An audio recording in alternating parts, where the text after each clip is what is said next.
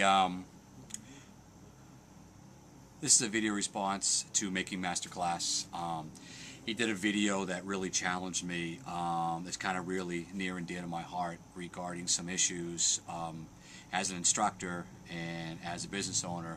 I think are critical and are more or less have been brought to the forefront over recent events. The opening of my video, you'll see that it's actually my company and not just necessarily Sinbad 396 and Wasted. Tactical Applications Consulting and Training is my business that I give both range classes and classroom classes. And Making Masterclass had asked some questions regarding, or questions to those who carry concealed and asked them, you know, are you trained? Are you prepared? What type of training do you do? And they also touched base on the Colorado shooting. And I'm going to be honest with you, I've been shooting videos all day long. I have cut and pasted, deleted, changed, rant and raved. So I'm just going to focus on try to focus on some of the main meat of the subject that he was brought up by Making Masterclass, and see if I can offer my 2 cents to this. Tactical Application Consulting and Training, 2 of the classes I give which focus on what MMC had brought up was I have dynamic training on the field, and I also have classroom training. Can't talk anymore. I swear to God, I've talked so much on video. I'm passionate about this subject, so that's why I'm kind of wound up over it. My classroom class is based on an organization called the Armed Citizens Legal Defense Network, and what they do is they talk about the legal aspects of carrying concealed and knowing the law before you draw, and that's the class that I give. And they talk about critical things like opportunity, ability, jeopardy, and also intent. If you're going to carry a firearm concealed for personal protection or for all lawful purposes, you need to know what these criteria mean. And it's critical. You cannot assume. You know, I talk to a lot of people, and their attitude is this very Neanderthal kind of silverback gorilla attitude: is I'm not going to back down. I'm going to stand my ground. You know, I'm gonna do what I have to do. You know what? For that split second of ignorance, you could spend a lifetime of misery. A lot of people talk about, you know, I'd rather be judged by 12 than carried by 6. Well, I put a twist on that. You know, I'd rather be carried by 6 than raped by 12. And I'll give you a perfect example. There was an incident not too long ago where a guy is going to go to jail for 35 years for committing murder. Retired firefighter, went to his next door neighbors that was having a party. He went there with a cell phone, a video camera, and a gun. Guy, not knowing, he automatically was guilty for instigating a situation because he went as the aggressor with a firearm. Even though on the phone with 911 he said key words that he learned in his training classes: I feel like my life's in jeopardy, I'm being surrounded, I'm worried. You know what? He's guilty because he didn't know the law. And he went there with the firearm, which makes him the aggressor. He also stayed there for 20 minutes. So if you're going to carry concealed, you have to know the law. You absolutely have to. Go to the website, armedcitizenslegaldefensenetwork.com, and look at the pamphlet and information they have. It's critical that you know the laws. Regardless of whether or not we agree upon the law is the law. You may not like it, I may not like it, but you know what? We have to follow the law, or you're going to go to jail if you make the wrong decision. My dynamic range class, what I do is my students, I have them line up and they engage in targets 20 feet away. And they start off with their rifle, 5 shots controlled, get your sight picture, 5 shots, slow reset, drop it, transition to your pistol, come up on target, 5 shots.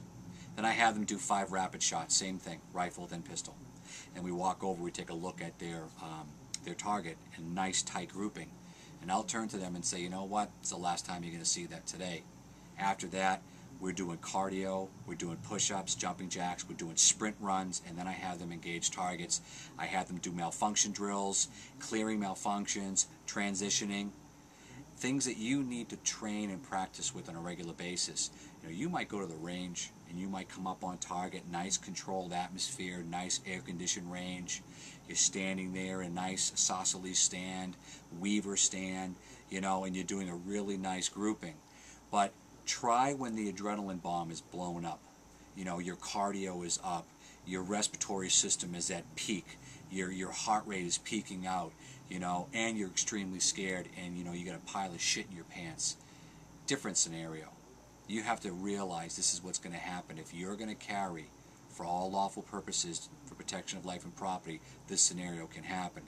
Now, making master class, touch base on the Colorado shooting, and a lot of people have said, well, if it was me, or they should have done this, if there was more armed people in there.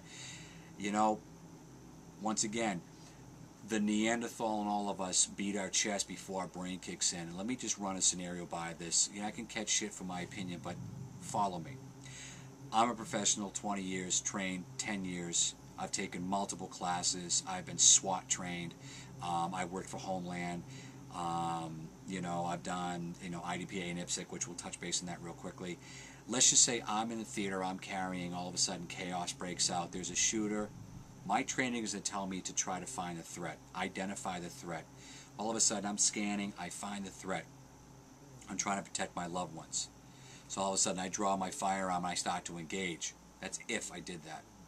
All of a sudden there are 3 or 4 other people that are also licensed gun owners with carry conceal permits. They're doing the same thing regardless of their training, if they even have training. All of a sudden they're looking around, they're trying to identify a shooter, and all of a sudden they look and they see me. I'm not identified as a good guy or a bad guy. So all of a sudden this guy turns around and he starts to draw down on me and starts to engage me. Problem is, to his left is another one of these licensed gun owners with a carry conceal permit. He sees the same thing. All of a sudden he sees what he thinks is a threat, and he starts to engage that person. You follow my scenario? There's no way to identify who the good guy or who the bad guy is. People will say, yeah, well, the massacre may not have been as bad if they reduced it down to 2 or 3 maybe. Well, here's another problem. All you high-capacity fanatics out there, with your XDMs and your 19 rounds plus 1, and I want to carry as many rounds as possible. I train my students for 2 rounds. Maximum during duress, they're going to fire 3. I carry 2 single-stack firearms. These are my personal protection carry firearms. When you fire a gun, you're legally liable for every round you send downrange. So all of a sudden, if you fire 8 or 9 shots, you finally drop the threat, but yet 7 rounds have gone downrange, and you've hit innocent victims, you are legally liable for that. And regardless if you're considered to some people as a hero, you have to answer for those rounds that went downrange.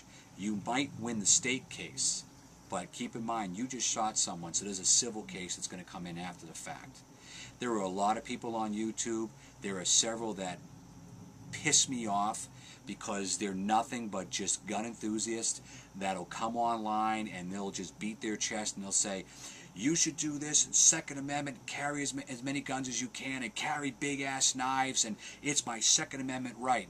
It might be your right, but don't abuse your right, because it's perception. Now, if you got into a fight and you got into a threat scenario situation, you had to stop a threat, and the cops find 5 guns on you, 4 guns on you, 3 guns on you, and a big-ass knife, prosecuting attorney, which we all seen what the media did to George Zimmerman, even though I won't even touch that scenario, but they're going to paint you to be an aggressor, someone that's a vigilante, and someone that's out for blood. It's perception, regardless of what your Second Amendment rights are. I'm not talking about infringing on your right to carry, but don't abuse the right. Know the law. Know the limitations. Know the perception of what's going to be perceived on your actions. And, these people that are online on YouTube with 15,000 subscribers because, yeah, they all think he's pretty freaking cool. He beats his chest. He sits there and boasts about all of his fucking firearms and shit. All he's doing, this person, other people, they're giving you bad advice. Bad advice. But you know what? A lot of the advice is things that we think should be reasonable. And we should be able to act that way. We can't. Regardless of what you and I think. And I'm not saying that what he's saying is wrong in nature. I'm saying it's wrong by the law. You need to practice. IDPA, as MMC had mentioned, IDPA teaches you how to draw from a concealed position. They teach you how to shoot, or you will compete to shoot on the move, multiple targets, no threat, or no shoots. Which is a great way for you to concentrate your aim, your point of aim, your muscle control, your muscle memory, also getting into reloads, malfunction drills, clearing a malfunction on your pistol. I've seen it way too many times. Person comes up on a target, all of a sudden the gun goes click, What the hell's wrong with my gun?